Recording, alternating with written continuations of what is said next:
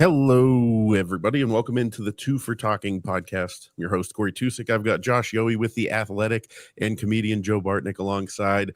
And, gentlemen, yesterday was a lifeless performance against the Bruins.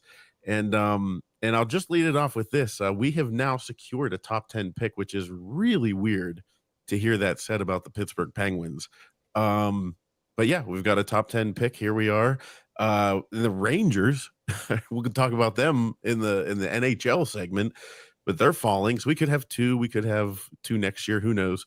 But yeah, Penguins did not look great yesterday, and they kind of looked a little out of gas, didn't they, Josh? Yeah, this was the kind of performance I think we've all been waiting to see from the Penguins, right? Ever since let's be honest, we've known for weeks they didn't really have a chance to make the playoffs, and yet they kept playing so hard.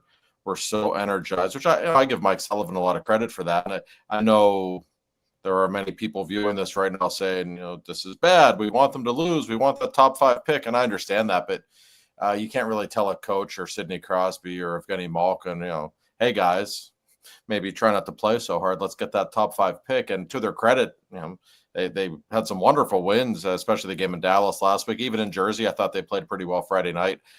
This game Sunday, as I put in my article, I feel very bad if people spent money to see that game against the Bruins. That was a terrible performance. It was just a really boring game. Not any life or effort at all from the Penguins. We haven't said that many times this season, especially in games at home. There have only been a couple really, really stinkers. But Jesus, Joe, that was a terrible hockey game. It was a terrible hockey game. It with all I can't speak of the words right now. With full disclosure, I heard the first half of the game called by the great Joe Brandon, the old 2-9er. I was traveling, and man, we never had the puck. No, we did not. It was like keep away. I couldn't believe it. And then people were texting in, friends of mine saying the Penguins look terrible. I'm like, they don't sound very good either. I mean, it was what did this? And it sounded like Jari was standing on his head. For the first half of the game, and it's a shame because I thought they played it almost like if you're gonna suck. I think that's an old that's an old coach's saying, I believe. I know that Gord Stellick always says it. If you're gonna suck on the road. So it's like they should have used all the effort they used against the Devils, against the Bruins, and maybe just sucked in Newark because everything kind of sucks in Newark because it was the antithesis of the Newark game, where I thought they played great hockey. They did. It's really weird in the NHL right now, and we can get into this more in the NHL part 2 of our program, but there's just a lot of games that don't matter right now, and a lot of teams have known for a while where their position is in the playoffs. Now, Jersey's also banged up, which is part of their problem, but they had nothing to play for, and they're not very good right now anyway. The Bruins are a weird team because, they sell at the deadline, then they win 2 straight right after the deadline, or win 2 straight, then they lose 10 in a row. And now all of a sudden they're starting to play a little bit better for some reason. There's nothing in it for them. Of course, I think they have a top 5 pick secured now. I had no idea what to expect from that game because you had 2 non-playoff teams and the Bruins had really been tanking.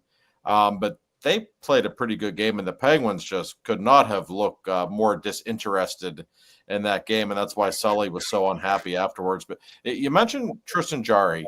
And I'm glad you brought him up. I was actually doing some numbers this morning for an article at The Athletic. And since Jari was recalled, which was right after the trade deadline, actually it was before the deadline, his first game was in Minnesota. Since then, his save percentage is .904, which isn't going to get people's attention necessarily. But the league average right now is only .901, I think. It's down a lot the last couple of years.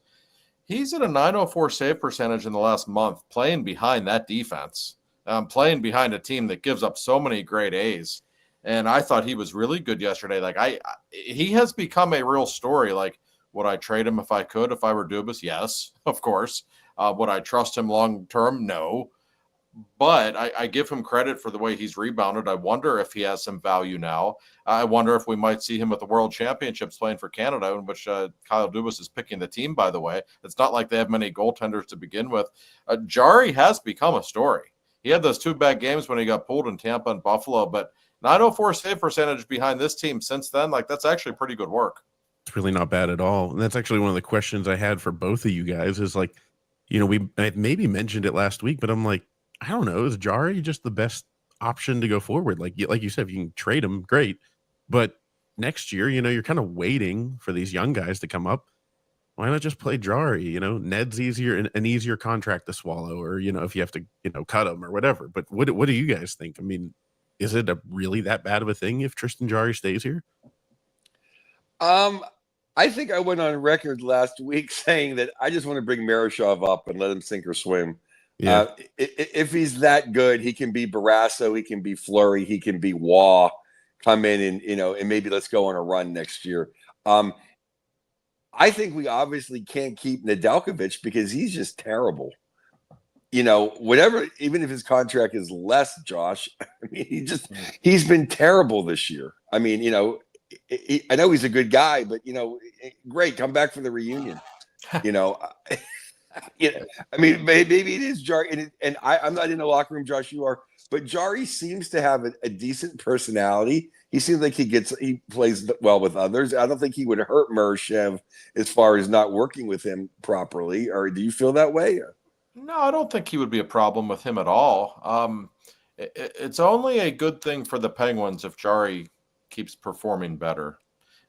Is it ideal to trade him this summer if you can? Yeah, I think to still get out from under that contract is in everybody's best interest. And I think for Jari, he just screams to me as a guy who needs a change of scenery. It's not like he doesn't have talent. It just hasn't worked in Pittsburgh. You don't want to buy him out. That there are ramifications that come with buying people out. You never really want to do that. Maybe it is in the Penguins' best interest for him to be their opening night goaltender in October, as crazy as it might sound. What's the worst thing he can do at this point? Struggle some more? Like, okay. Maybe he will, maybe he won't. I think when Miroshov's ready, whenever that is, that might be in October, that might be in December, might not be until the next season. I don't know when it will be. When he's ready, I don't think the Penguins are going to block his path to the net. And I don't just mean being on the team. I mean being the guy. When they deem he's ready, they don't want to push him. They don't want to force him until he's ready. And I think they're really curious to see how he handles the playoffs in the AHL this spring. That can often be a springboard to bigger and better things. But the last thing you want to do is go out and bring in another veteran goaltender when you're already paying these guys so much money. And Nedeljkovic's contract's a problem too. I mean, no, he's not making nearly as much as Jari, but he wasn't good enough to justify the contract that he made, and you still have him for another year, which I think if Kyle could have a do-over, he probably only would have given Ned that 1 year. Yeah, I think Ned should just be in Wilkes-Barre. Just that's it. He is no value to the big club. He just doesn't. He doesn't win. He doesn't make enough saves. He makes too much money. Let a young kid be the backup. Well, and another question for the Penguins, and I don't have the answer. I don't know that anybody really does. We all know Miroshov looks like he's got the talent to be big time. So everyone is rightfully excited about that. How good is Joel Blomqvist? Like, I don't know. I mean, he certainly flashed in those first few appearances in the NHL level this season. He's done some good things in the minor leagues. He didn't look like an NHL goalie his last 4 or 5 appearances with the Penguins. He's still young. He needs time to develop, and he certainly was not put in a position to succeed. My God, his first few games, like he was facing 50 shots in Edmonton, for God's sake. I mean, what do you expect?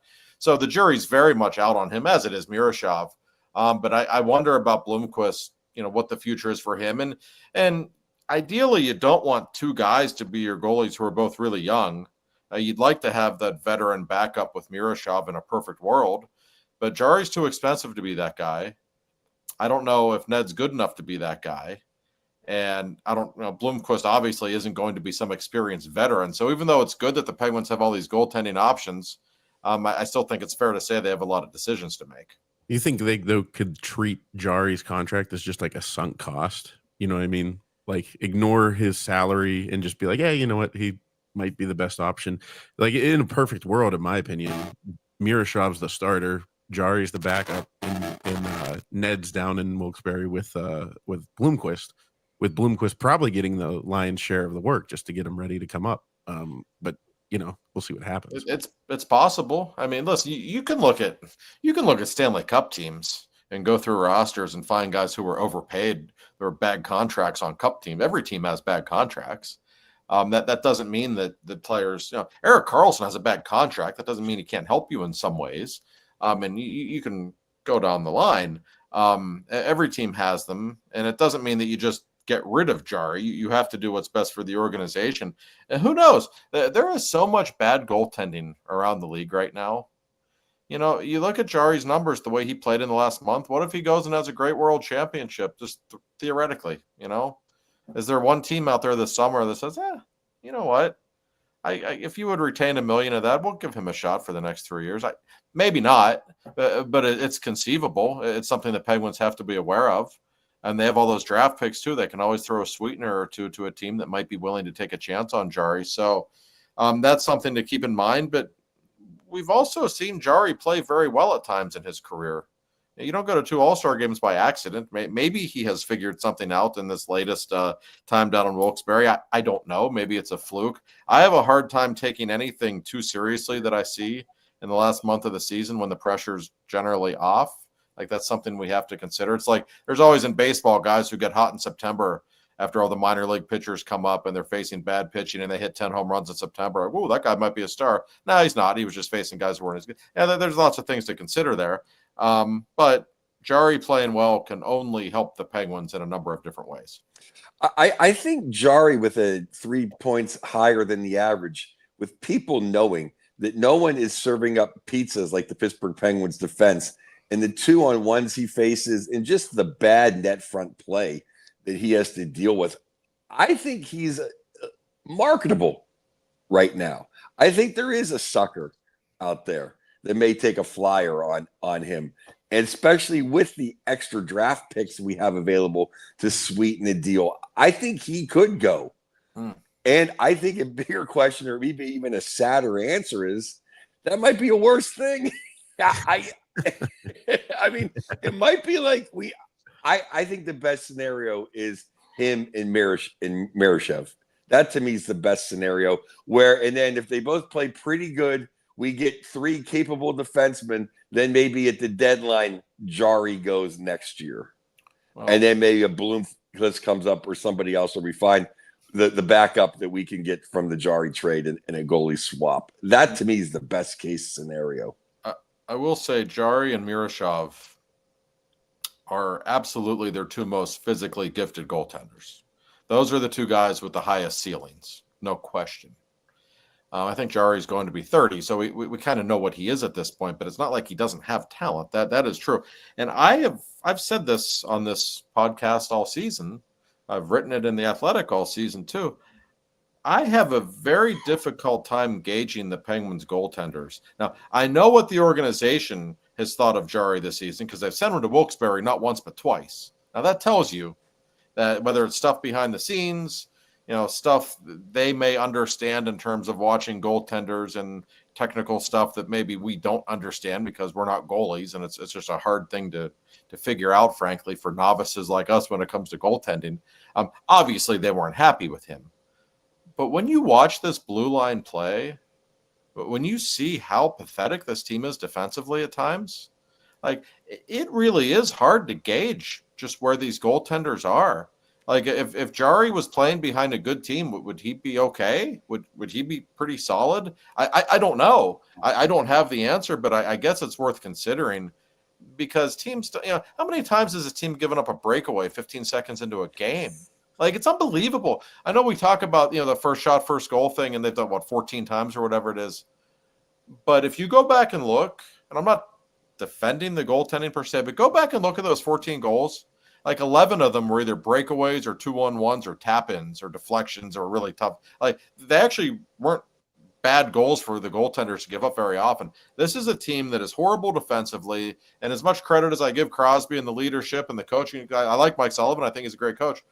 they often look woefully unprepared at the beginning of games. The way they give up opportunities seconds into the game, we've seen it all season long. It's not a coincidence at this point, and it makes it hard to evaluate just where the goaltenders are. Oh, and it's Sid and Rust on the ice for the first goal of the game too. Yeah, it's not the fourth line. No. The other thing is, I think since his latest recall, I think there's only really been one Jari goal let in that was like, oh, it's like the Sega glitch. Like, how'd that go in? They've all basically been legitimate goals, as opposed to when he was sent down the second time. There were shots that, like, it was like he was letting beach balls go past him. Yeah, not to talk Pirates, but it kind of reminded me of Pedro Alvarez when he couldn't catch a ball at first base. You know what I mean? Where you're like, really? Never talk about the Pirates. No, it's clearly it's been in his head at times. I mean, there's no doubting that. That's for sure. So I don't know. The point is, in terms of goal prevention, the Penguins have so many issues, and to identify and pinpoint which each one is. That's why Kyle Dubas is making the big bucks. But I think the blue line could look dramatically different next season. And the goaltending, I don't know how different the goaltending could look, because I don't know that they can necessarily get rid of any of these guys. And they do have young guys on the way. So we kind of know who the Penguins goaltenders organizationally will be come September, even though Jari is a bit of an X factor there. The blue line, to me, like, would they like to trade Karlsson? I think so, given his contract and how he's performed. Is Letang's contract a problem right now? You betcha. It's a big problem, because he is terrible right now, and he's not getting any younger. I don't think Matt Grzelcyk comes back next season, but they don't really have anyone else on the left side other than Ryan Shea, who's an okay third pairing guy, but that's about what he is. That blue line, man, oh man, does it need work. Yeah, like you wrote about the Letang and Grzelcyk pairing is just awful.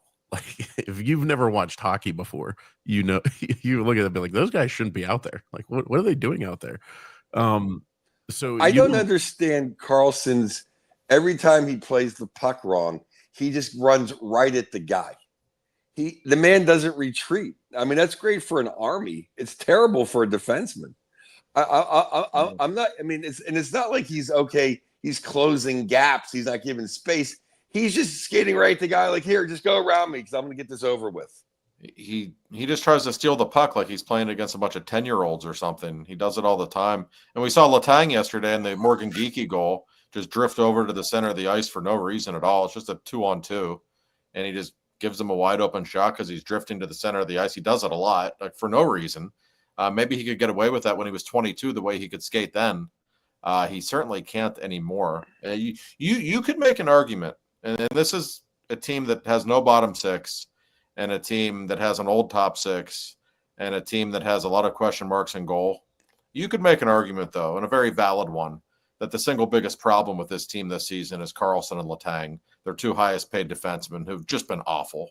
And when your two highest paid defensemen, two guys who are combining to count more than $16 million against the cap, when they've been that ineffective and that horrible in the defensive zone, that's hard to recover from, guys. I don't even think it's an argument. I think it's a fact. I think the sad thing is Letang is worse than Karlsson. Even with what I just said about how he steps up and tries to steal the puck, you made the great point. He's trying to take on a 10-year-old. I still think he brings a little bit of offense and a little bit of swagger. Letang gets beat continually and brings none of the offense and is now taking bad penalties. Like, he's out to lunch. I know there's only like 2 more games left or 1 more game now, but it was almost where, like, he almost needed a Anthony Duclair. Like, hey, man, just take a break. Go to California for a week. We're not making the playoffs anyway. Like, there's something legitimately wrong with his game that he's this bad. Yeah, no, he is incredibly bad the last few weeks. This is the worst hockey we've ever seen him play. And you're right, Karlsson will drive you nuts because he just does idiotic things in the defensive zone on a regular basis. But that's always kind of been who he is. He still does do a couple of things every game in the offensive zone or make a couple of passes like, whoa, like you can still see there's real talent there. We saw it in the Four Nations when he was one of Sweden's best players. Letang, though, even though he does have, I think, double digits in goals this season, He does not control play in the offensive zone the way he once did, clearly. And his defensive work, which actually I think used to be a little underappreciated. Like when Letang was at his best, he was a really good one-on-one defender. He's so strong and such of a great skater. Did a lot of things really well. This season, especially the last month or 2 months, I don't know what's going on with him, but he's not close to the player he once was, and he's still receiving big minutes. And I get it. Who else are you going to give those minutes to? It's not like Mike Sullivan has many options here. But guys, he has 3 years left on his deal. Like he turns 38 next week. This is a real problem because he just all of a sudden it looks like age is starting to catch up to him. He's not the skater he was. If you take away Chris's physical attributes, man, you've got a real problem because he's just not a cerebral player. We know this. Oh, Ron Hextall, the gift that keeps on giving. But that's the thing, it's like it's one thing to be able to get back on a 2-on-1, make it a 2-on-2. It's what I've said recently is he just gets beat from the corner to the front of the net. And that's what's killing us. And then you have Carlson, who has no physicality in front of the net.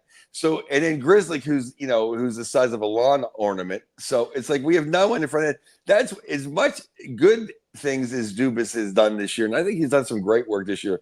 I just think giving up on Desharnais for a 5th-round pick was disgusting. There's no way that he couldn't be on this team and at least bring some semblance of a net front presence on defense.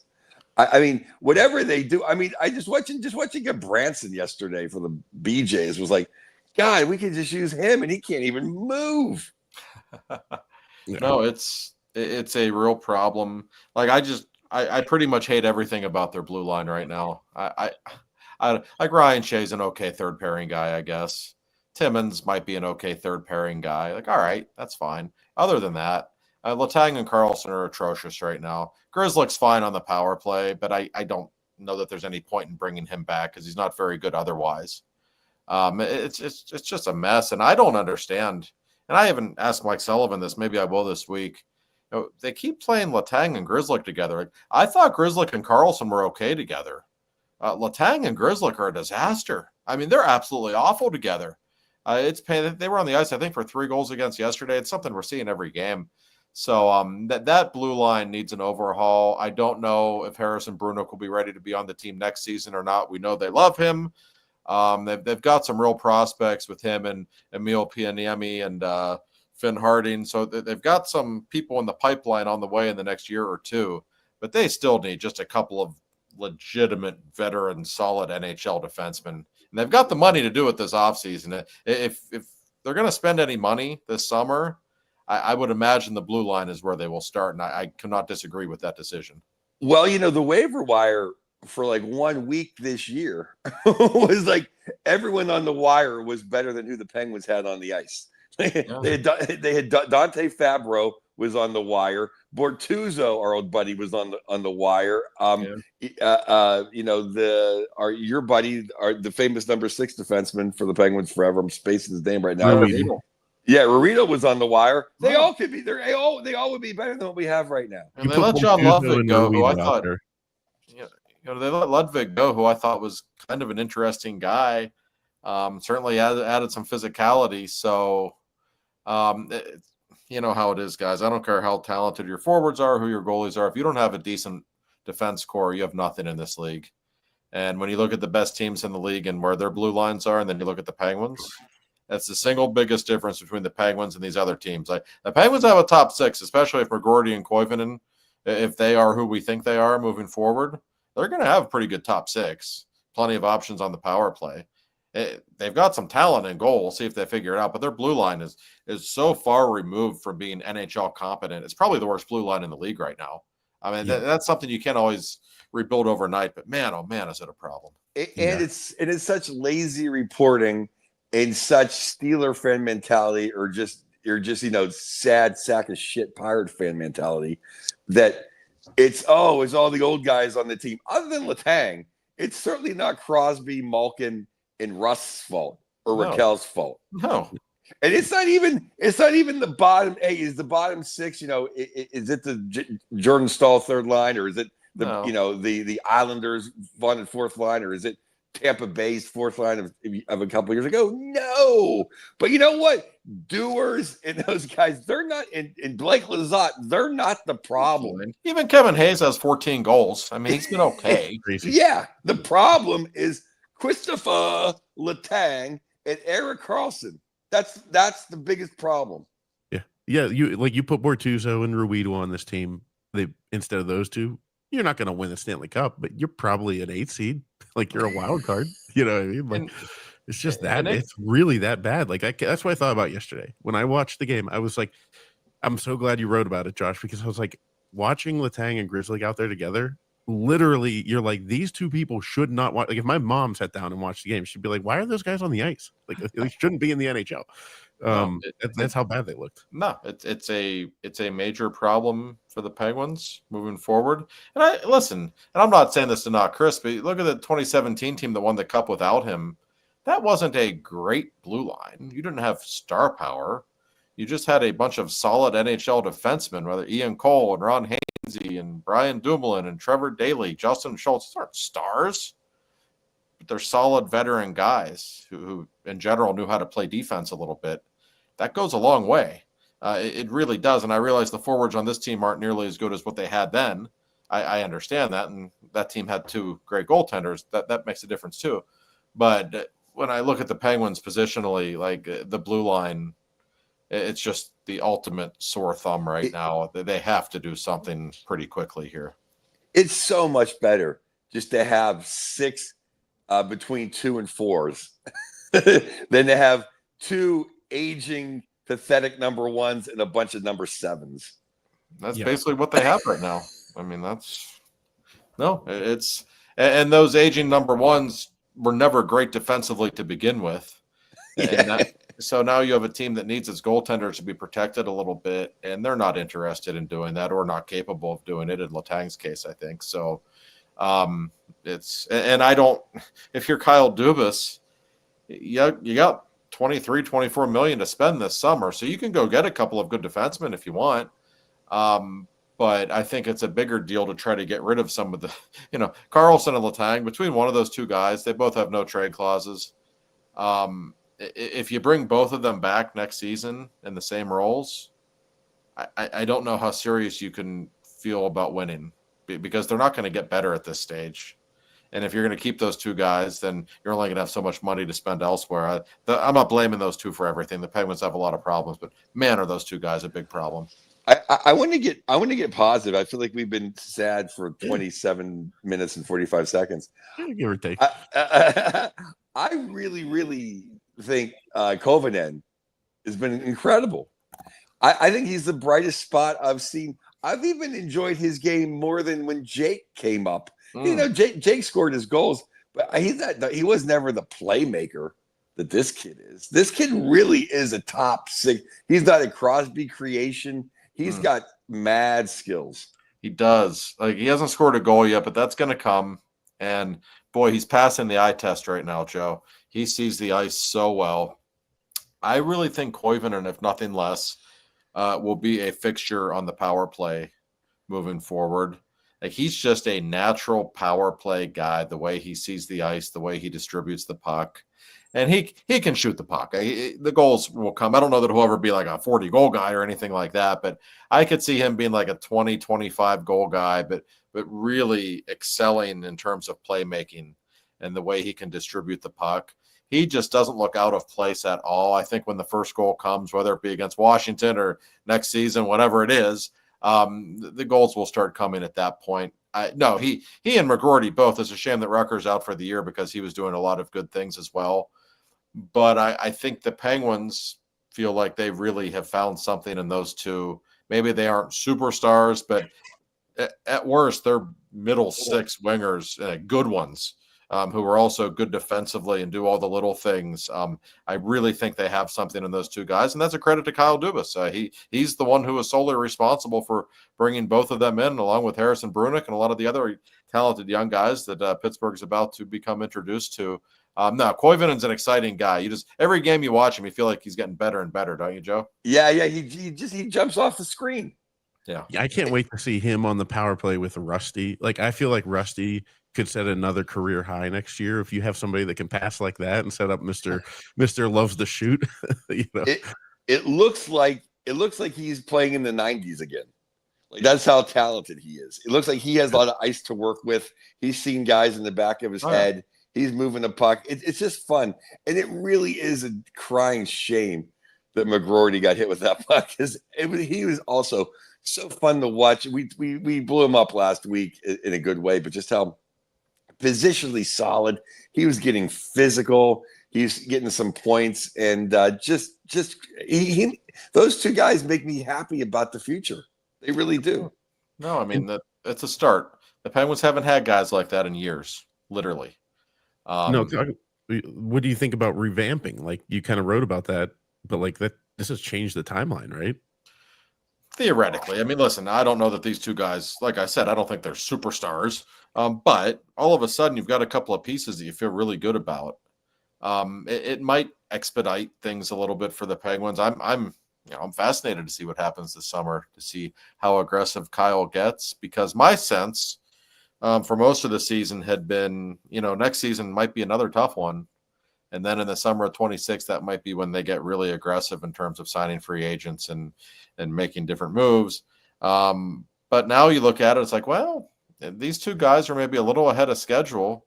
And Harrison Brunick looks like he's ahead of schedule. And if Murashov's ready sooner rather than later, then all of a sudden, that could be theoretically a year from now 4 legitimate pieces on your team that you didn't have a year earlier.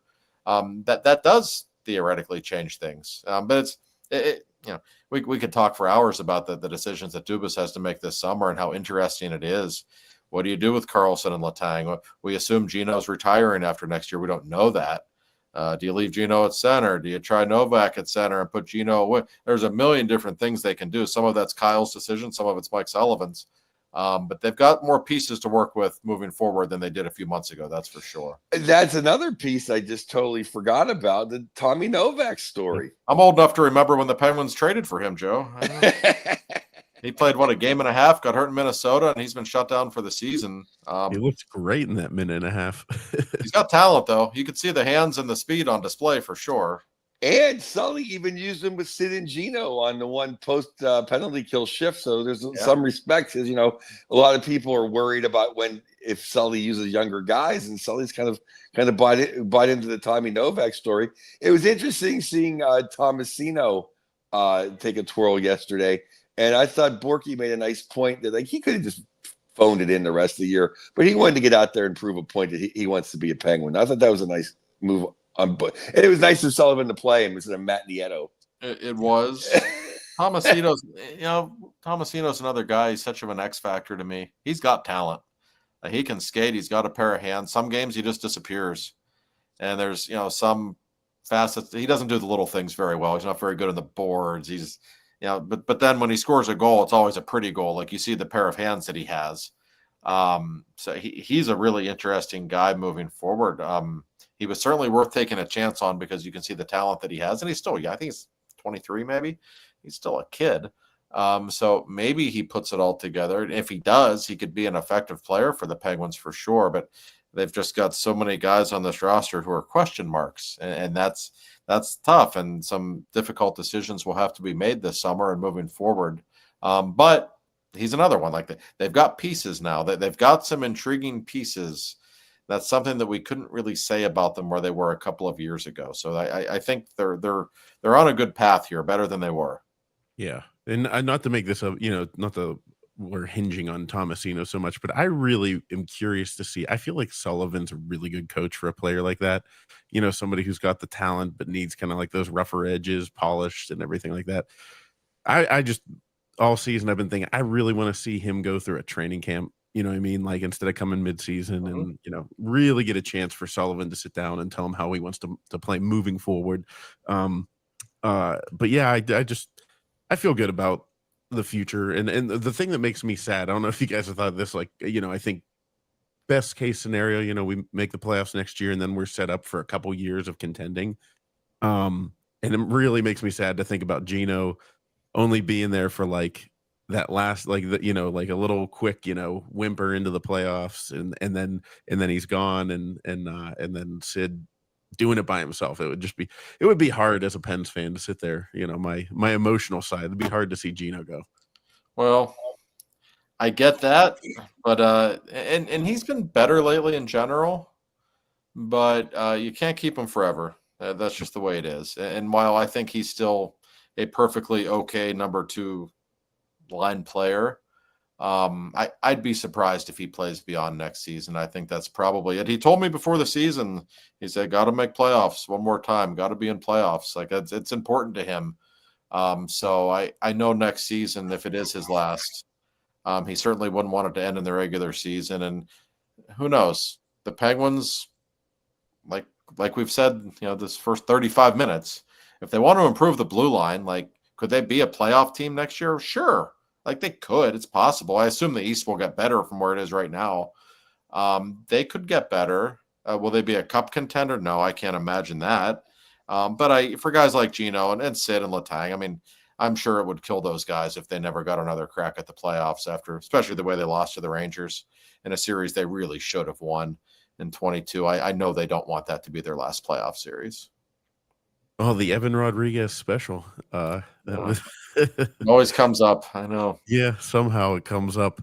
Well, hey, that'll do it for the first, segment here. We do have to, alert you guys that you should not text and drive, because Mr. Bill Neofis has information about that. And Josh, did he give you any other information? Well, I mean, not really, but he's been busy. It's his busy time of year, and so it's still April, so the information is still good. Bill's our great sponsor, neofisinsurance.com. If you need insurance of any kind, it doesn't matter what it is, because they literally do everything. Give our man Bill a call. I'll tell you his number right off the bat. It's 412-364-3388. It's neofisinsurance.com. They are located conveniently in the North Hills. And yes, Bill does want to remind everybody, April is Distracted Driving Awareness Month. And it's true. I was driving home from Canada over the weekend. I went to see my kids, and I'm driving home yesterday, and I see people on their phones like this driving. It's unbelievable if you pay attention. I mean, we've all been guilty of it on the highway. It's it's an epidemic in this country, and April is Driving Awareness Month. So Bill always likes to remind everybody, put a do not disturb message on your phone. Just put the phone down. It can always wait a few minutes, and we kind of take those words for granted sometimes, but it's true. Let's be honest. So Bill's not just a good insurance man. He actually cares about people, which is one of my favorite things about him. So give them a call. We'll give you the number one more time if you need any kind of insurance. Neofis Insurance, 412-364-3388. Thank you, Bill. And so we've been talking a lot about, the end of an era with Gino, Letang, Crosby, all that kind of stuff. On a somber note, Ray Shero passing away surprisingly, which sounds like it was a pretty brief illness and an aggressive one. So it just kind of came out of nowhere. I don't know if many people even knew he was really ill, and kind of took the hockey world by surprise, and it made me think about, and reading all the articles about him, just the memories of those teams and everything like that. I remember Jim Rutherford after the 2016 Cup on the ice in San Jose saying in a post-game interview, he said, I really want to take a moment to thank Ray Shero and Craig Patrick for what they did to contribute for this. And general manager is kind of one of those weird things where, like, even though you're not the GM at the time, there's a lot of pride in winning, so even though Ray Shero technically only won one Stanley Cup with the Penguins, huge imprint and huge reason as to why there's 3 additional banners hanging in that building. And Josh, you could speak because you knew him personally. So it sounds like he was a great man as well. He was. When I received a text from somebody telling me that Ray had passed away last week, I literally dropped my phone. I didn't know he was sick. Nobody knew. And from what I've been told, like, the number of people who knew, like, we're talking like, a couple of family members, like his very close family and 1 or 2 friends. That was it. That's how Ray was. He was, kind of a private guy and didn't like to make things about himself. And he died the way he lived in that way. Really good guy. Everybody likes Ray. I don't know anybody who doesn't like Ray Shero. And if you go back and look at the job he did as Penguins general manager, look at the rosters he gave the Penguins from 2008 until 2014.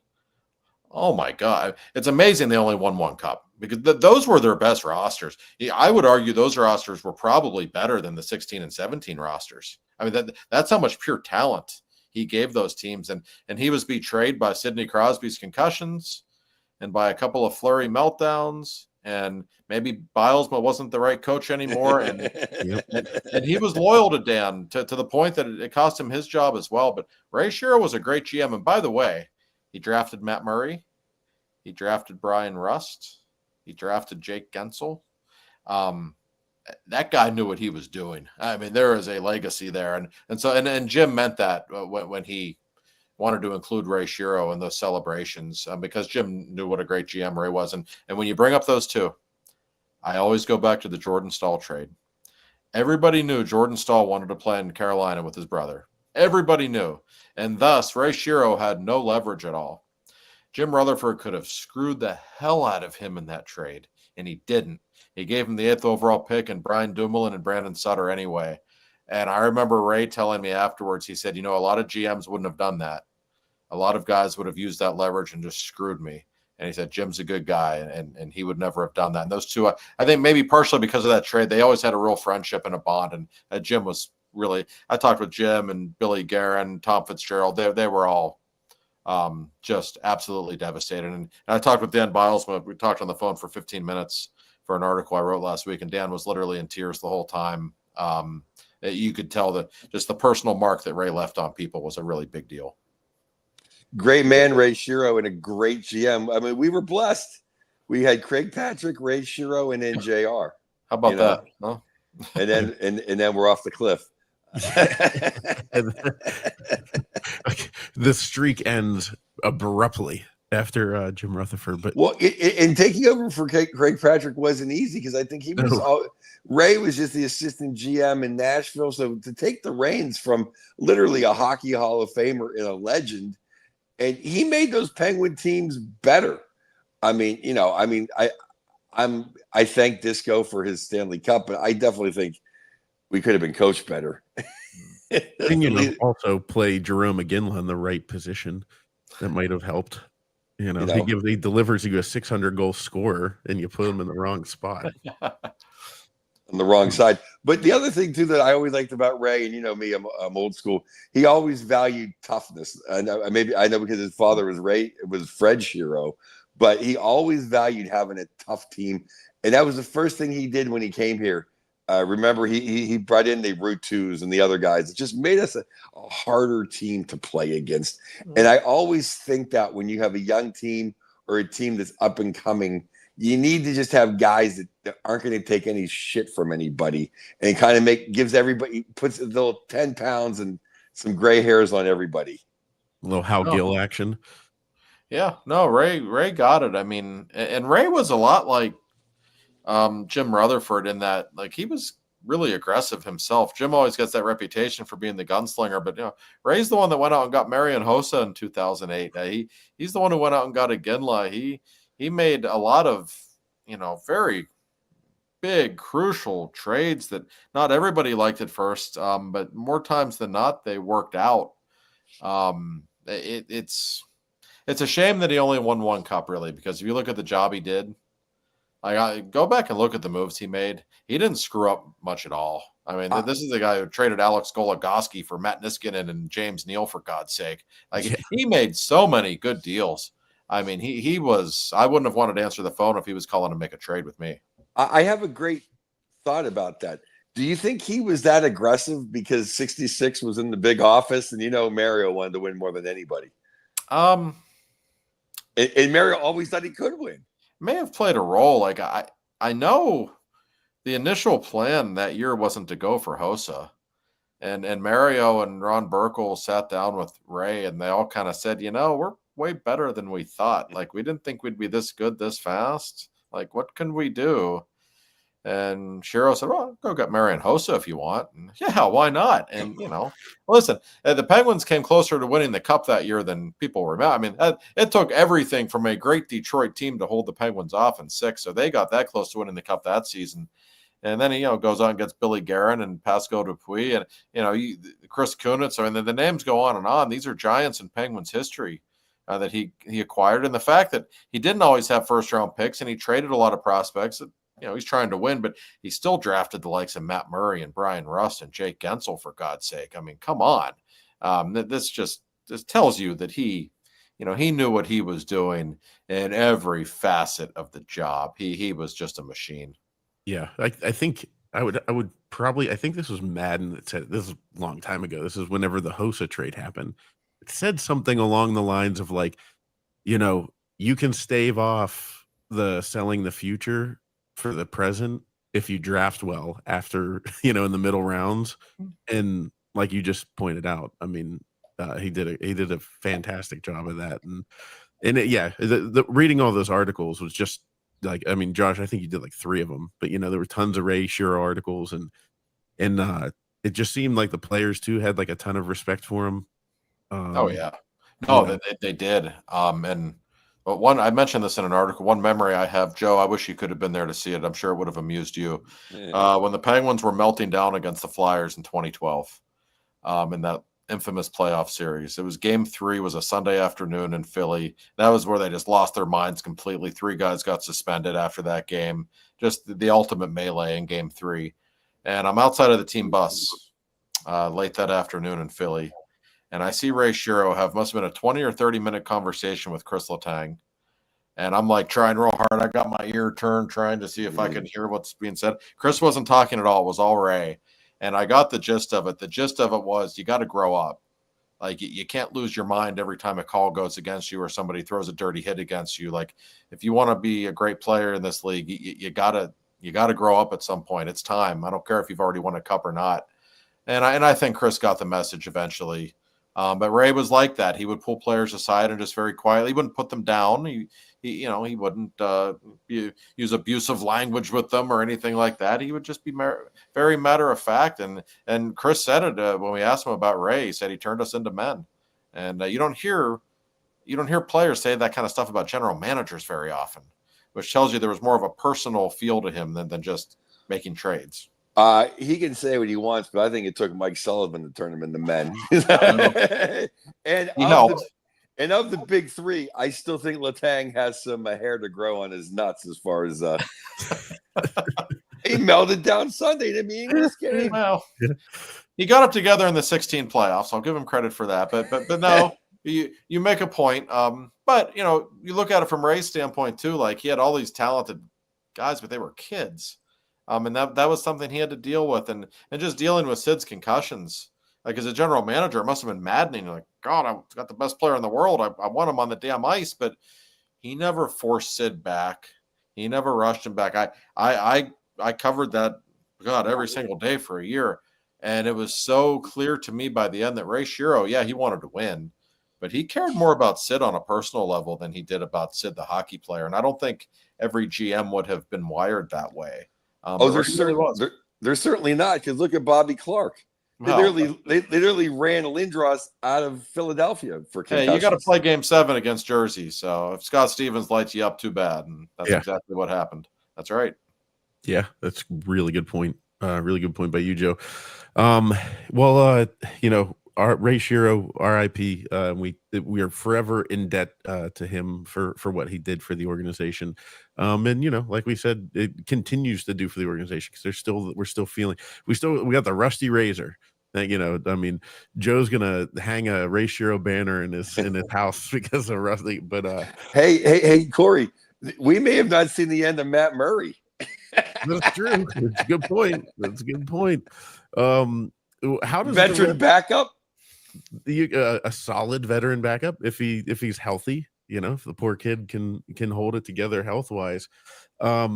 So a headline that popped out there in the NHL was that this is the first time, and we've talked all season about how the East is kind of like terrible, and this is the first time that the Penguins, the Bruins, and the Rangers are all collectively not in the playoffs. And the weird thing is, if you've been tracking whether or not the Rangers are going to retain that pick or not, all of a sudden the Rangers are only one position away from us in the draft. They're 11th overall. We're 9th in the draft. So it's wild to see. I am fascinated by what's going on with the Rangers. That team on paper should be so much better than what it is. They are clearly a disaster in that dressing room. I don't expect the head coach to survive the next few days. I wonder about the general manager as well. And I, more than anything, as it pertains to the Penguins, can't wait to see what happens with that pick. Do the Rangers say, this is just a 1-year lull, we're going to be good next year, so we're going to give Pittsburgh that pick now, or do they say, we're going to give Pittsburgh that pick the next year, we'll keep the good one now because we'll be way better next year. I don't know. I mean, who knows what they're thinking? Who knows who's even going to be making that decision in a few weeks for the Rangers? But I think the Rangers and Vancouver are clearly the two most disappointing teams in hockey this season. Yes, I hope they swap coaches. Just to keep Rick away from Philly. That's right. Absolutely. That's my biggest fear. Yeah. I hope Dolan just writes a check, makes an offer that Rick can't refuse. Yeah, that would be okay. I think everybody could live with that. And I think the Rangers could use some Rick Tocchet perhaps. There's, I've never seen a team, at least not for a long time, that like actively looked like it disliked each other when I watched them play more than the Rangers. What's funny, the Rangers have like about 9 Elias Petterssons. Rick's going to go from 1 to 9. That's true. That team is so soft in front of its net. I was watching the highlights of their game the other night when they forget how many goals they gave up. 8 goals, I think, against somebody. I forget who it was now. But they've got problems, and the Rangers, like, I don't know. They could be better next season with the talent they have and the goalie they have. Who knows? Maybe they're a playoff team next year. They could be, but they could also completely plummet. Because that's an older team than people realize. Even Panarin's like 32 or 33 now, I think. Yeah. Like they are not a young team. And if this is suddenly the direction they're headed in, and if the East does get better next year, which I suspect it will, I don't know. I could see the floor is really low for them, and the ceiling is still pretty high. There's a strange team. I agree with you, and I beat this horse to death a lot. But I think there's going to be, in 20 years, people are going to look back and go, who the hell was Adam Fox? Like, I think that was the worst Norris Trophy winner in my lifetime. And it's more evident every day that he just stole that trophy because he was in New York. He's a nice player. He's very good on the power play, but I agree with you. I've always found him to be extremely overrated. For anybody to mention him in the same breath as Cale Makar or Quinn Hughes, give me a break. I can think of 10 other defensemen I would take before Adam Fox, just off the top of my head. He's a nice player, but he is not the superstar that he's made out to be, and that does happen a lot in the New York market. There's no question. There are many examples over the years of good players being elevated to great category because of where they play.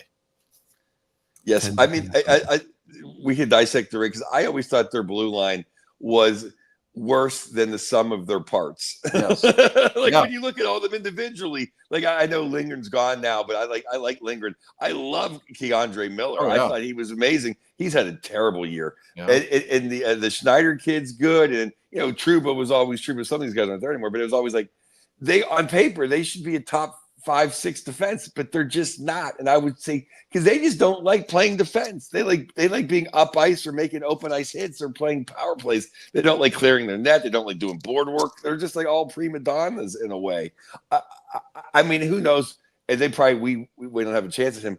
But there's a reclamation project in Keandre Miller, and someone's going to get that chance. And he used to look like a star against the Penguins every time they play him. Yes. He's kind of like a more athletic, if possible, Seth Jones. No, I mean, he certainly has all kinds of talent. I mean, there's no doubt about that. I don't know. They just seem like a poorly run organization and a poorly coached team. I think they need a complete overhaul sooner rather than later, quite frankly. But I didn't see this coming. Remember, guys, opening night? When they look like the Globetrotters in Pittsburgh, I'm thinking, oh man, this team, this might be the year for them. Like they made it to the Final Four last year. This team's really freaking good. And all of a sudden the wheels just fell off and they never got back on. Hey, I picked them to win the East. Here, how about this? How about this? We saw that, and then we also saw us absolutely destroy the Habs. The Habs are going to be in the playoffs. No, gave up 9 goals against the Penguins, right? I mean, in Montreal. On a Friday night, I'll never forget where I was at. It was incredible. I was in Fort Myers in a hotel watching the game. I'm like, this is incredible. I know. They looked really bad. Like, I mean, because we knew we weren't good then. Like at that point, we were like, okay, we know how this season's going to go. It was only a couple games in or whatever, but we knew it wasn't going to be great. We're like, well, at least we're not those guys. I thought Marty St. Louis might get fired. Now he might be coach of the year. That happened in a hurry. Well, this is the first year since 1967 that the Wings and the Bruins did not make the playoffs. So that's how upside down the Atlantic is. No, it's amazing. I mean, this isn't good for TV ratings in America. I know that. I know ABC and TNT are like, oh God, no Pittsburgh, no Boston, no New York. This isn't no Chicago. Oh God, Philly, no Philly. This isn't great. Detroit. There's no the top six. The top 6 regular cities in America. Buffalo. 70 with Buffalo. Yeah. Yeah. That's just TNT and ESPN. They like to send out these braggadocious emails when they get really good ratings after games. Like after the OV record breaker, they love to send them to the writers. I have a feeling we won't be getting many of those in the postseason. Not that there won't be some great series, because there will be, but they're just not really in traditional hockey markets, which TV networks hate. Yeah, and there's nothing worse than a disinterested Messier back at the studio either. Oh God. No, that's right. Oh, God. We have to get the defibrillator out on him to make sure he's still alive at the end of every period. Well, he looks like he's in the crypt half the time anyway. It's ever since you said that last year, Joe. That's all I can think about. Whenever you look at him, is he looks like the body that you visit at the funeral home. You know what I mean? Like, it looks human, but like a little different. Like something's off. How about the Bruins? Like, I would not. I mean, not that the Penguins are in the greatest shape in the world, but they're miles ahead of where the Bruins are going to be. That feels like a team that's going to be in trouble for a minute. Yeah, I don't know what their prospect situation is, but there's not a lot of young talent on that team. And they were better than the sum of their parts for years. Like, really, it was 2 years ago, that incredible regular season, right? And you looked at their team on paper, it was like, it's okay. Nobody really knew how they were winning, and then Florida upset them in the first round, and it's really been downhill for the Bruins since then for the most part. Much like the Penguins, they made their run, but they're not going to be good for a while. I think that's pretty clear.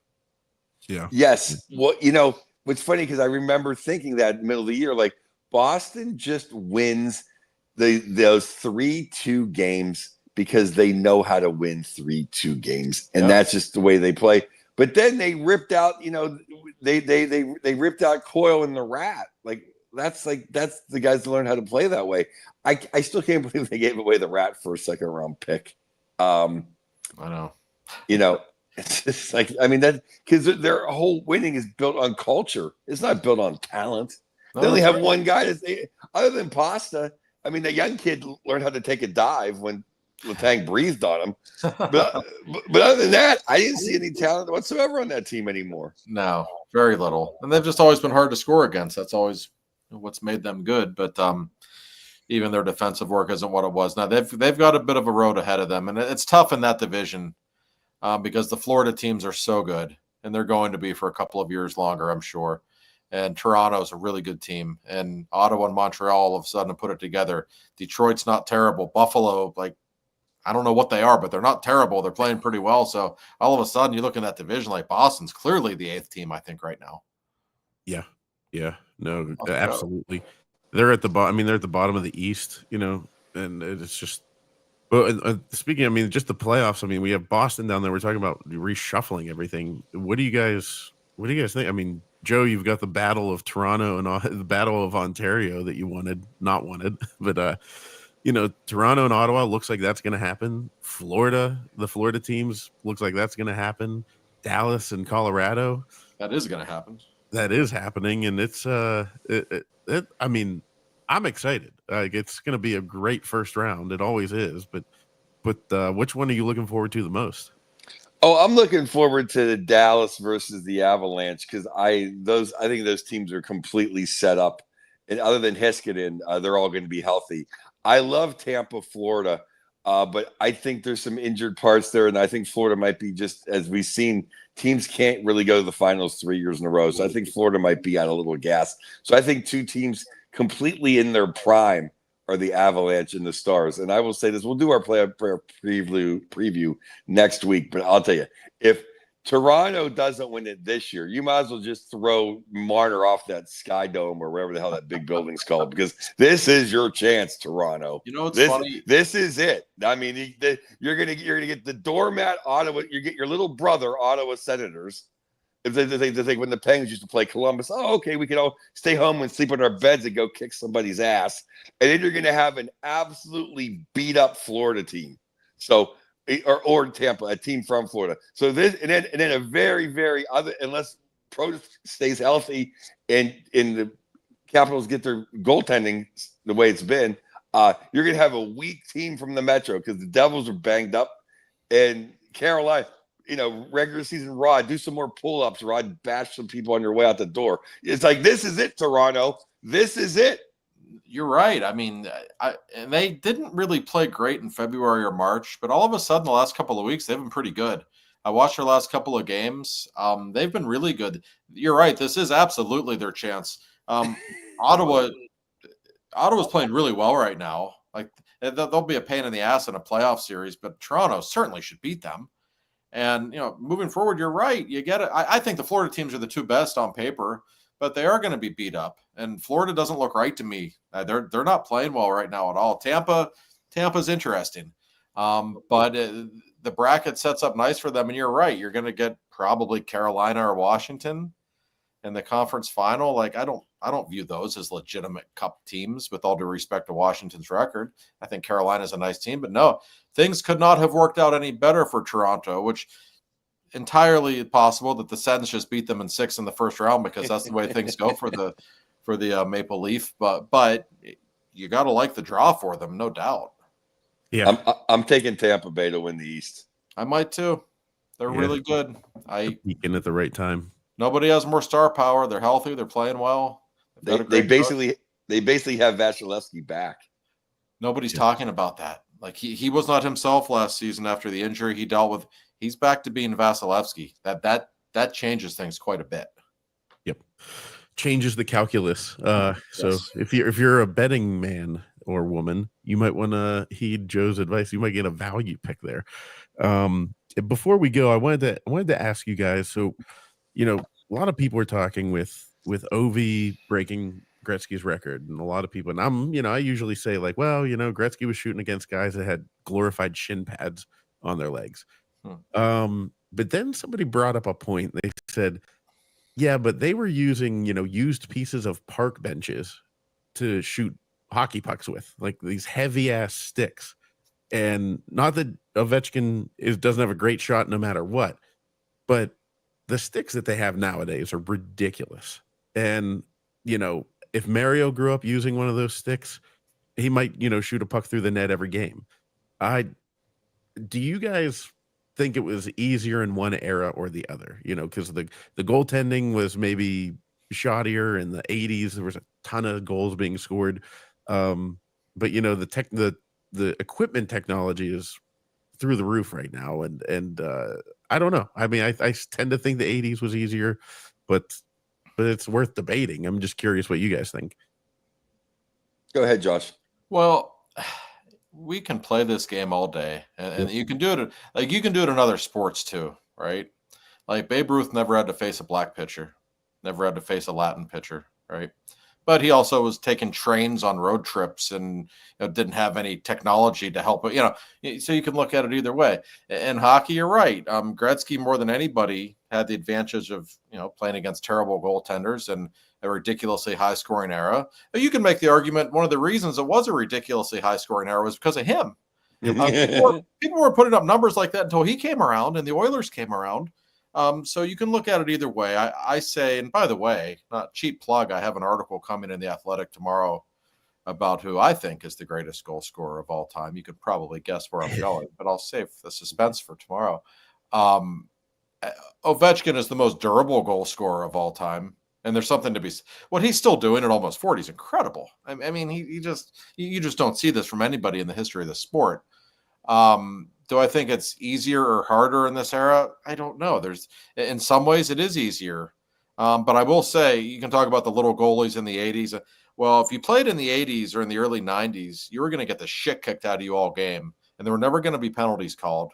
And you were going to take abuse on your body like we don't see these days at all.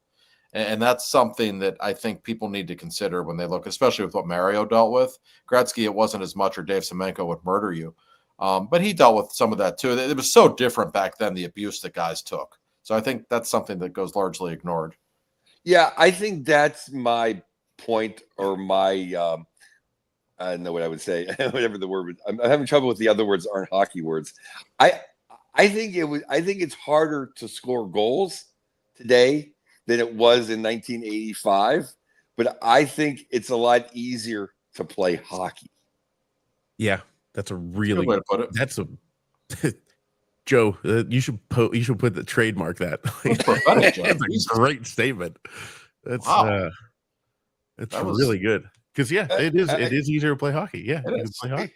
It's just literally everything Josh said. Just the physical abuse that other players would give to you, in the travel schedule. That they used to beat the hell out of each other for 60 minutes and then go fly commercial. What do you think? Now these guys play patty cake until the playoffs, and they fly private jets. And referees actually do call penalties these days, even in the third period. I mean, much more than they did back then, for sure. And what do you think Mario or Gretzky would have done with no red line and 3-on-3 hockey? We think Mario would have done 3-on-3, honestly. He would have been the most unstoppable force in the history of 3-on-3 by like him and Bobby Orr by a mile. So those two, never got to enjoy that. So these are things that we have to consider. But yes, goaltenders weren't as good then. Darren Pang was like 5'2". Yes, that is a real thing. It's a fair point. But you can play the game all day. So I really like to look at each individual player and compare him to his peers during the time in which he played. And if that guy was that much more dominant than everyone else, that gets my attention. Like the year McDavid had a couple of years ago, and he had like 30 or 40 more points than anyone else. Like that got my attention. If that guy's that much better than even McKinnon or Crosby this season, then okay. And you look at what Mario and Gretzky did compared to the rest of the league, got my attention. Look at what Ovechkin and Crosby did, gets your attention. So that's what separates them. But you can always make an argument for whoever you think is the best, but it's a very difficult thing to look at because every era really is that different. Yeah. And by the way, callback, it made me think when we were talking about, the garage league there, a callback, Joe, I realized last week when you were like, oh, why do you hate Bettman so much? And I really put it on Quebec and him taking Quebec away. And it hit me later in the week. I was like, wait a minute.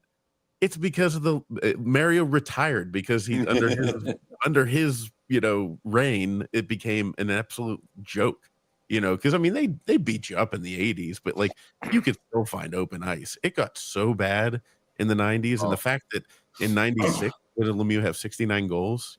It's like that. Go back and watch the 95-96 Penguins, like unbelievable. The Francis Yager Lemieux, like the scorelords in 2000, 2001, nobody was scoring. It was the dead puck era. Do you think anyone else would have come out of retirement after 3.5 years at age 35 and scored 35 goals in 43 games? Just throwing that out there. That's not a knock on Ovi or Gretzky. It's not, because I respect all those guys. In that era, to do what he did that season after not playing for 3.5 years, I don't care if he had Yager with him or not. That was unreal. In Bettman's defense, he did come out of the lockout with all the rule changes, some of which I couldn't even stand, because then you couldn't breathe on a guy without having – it was like a power play specialty league for about a year and a half. Now it's kind of sunk into normal. But, remember when they came out, it literally cost about 40 defensemen their careers. Oh, you can't obstruct anymore in a back check. Sid had like 50 power play assists the year he had 120 points or something. I was talking with him. He said, God, that was great. My first couple of years, we'd have like 10 power plays a game. said, yeah, I bet it was. I remember, and it was. I mean, there's too many, but I do think it was necessary at the time to get people to adjust. Absolutely. But it's crept back in. The old, the other defenseman comes over, just a little bump, just get in your way a little bit. They're letting the interference get away. Yes. They when were the guy calling dumps the puck and the defenseman kind of gets in his way, they're letting them get away with that again. They didn't before. You're absolutely right. Yeah. But hey, we got one more game, and I'm really looking forward. I'm taking my nephew to the game. Go see Sid. Hopefully, Ovi. Hopefully, Ovi plays. Yeah, but even if Ovi's not there, I think he's gonna get quite the ovation in Pittsburgh, and it's gonna be a good atmosphere for one final game this year. And then then we're in the playoffs. So everybody buckle up. We'll be doing some stuff, and I'm hoping follow us all on Twitter, because we're hoping to do some stuff where we can actually hang out with you guys a little bit, maybe during these playoffs. And so we'll see.